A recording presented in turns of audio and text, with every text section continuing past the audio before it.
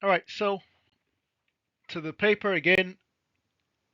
Now you're reading the discussion. Okay, so we are reading vertically. Now you have the discussion.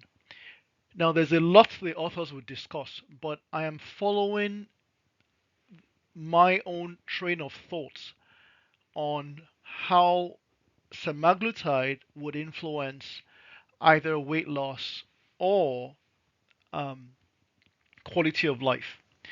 So typically, again, the order in which these variables were presented in the preceding sections is also the order typically that it will be discussed. So this first part of the discussion here that I screenshot talks about the weight loss. So a mean weight loss of 14.9%.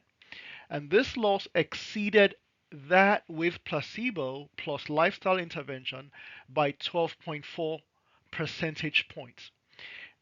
I like here that in that first statement that they did a relative change. So they could have just said, well, the those who were on semaglutide had 14.9%, and those who were on just lifestyle interventions alone had 2.5% mean weight loss. Instead, they used a, a derived difference, which allows them to just say that in just one sentence, that it exceeded, that is greater than the lifestyle intervention alone by 12.4%. Okay. Again, it begins to give you relative numbers that you can compare study to study. The other thing is they then took the same results, that 14.9% weight loss, and compared it to what has been reported in literature for weight loss.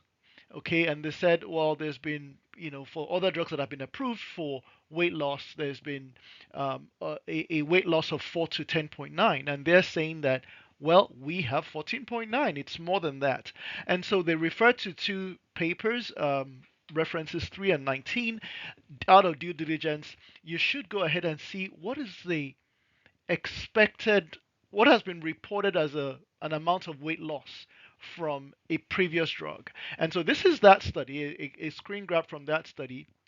And um, here you have a drug called Orlistat. It gives up to 9.6% weight loss, and it's a really cheap drug, so it's not bad.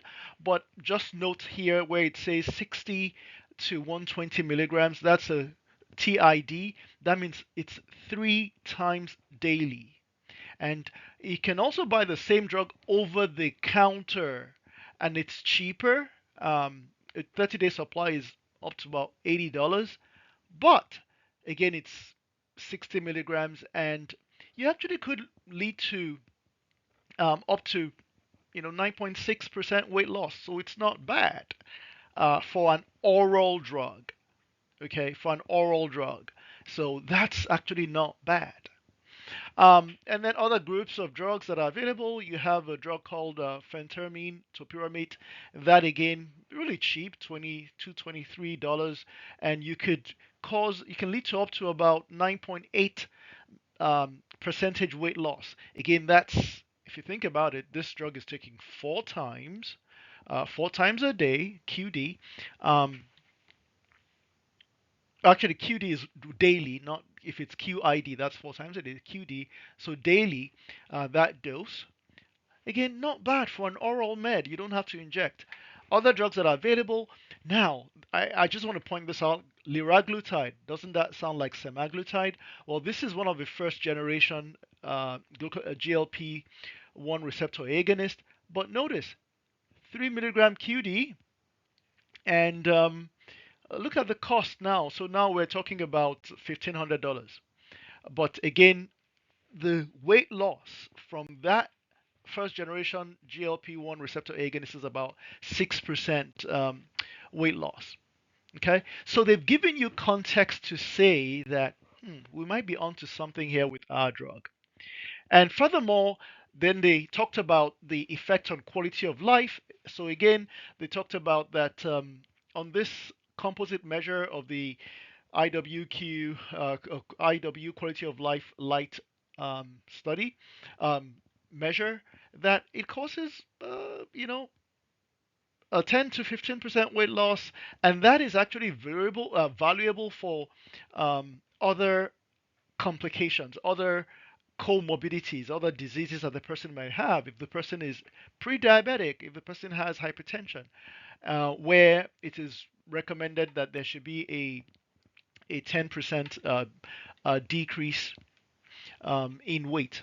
Okay, but again, point is back to the quality of life. It causes a significant reduction in improvement in quality of life. One other thing that I also saw is they also compared their findings to a study with same semaglutide but zero point 0.4 milligrams dose daily. Um, that that has been done before, and compared to that study, it showed an 11.6% reduction. Again, so it's saying that the 2.4 milligram dose, as they used here, is better.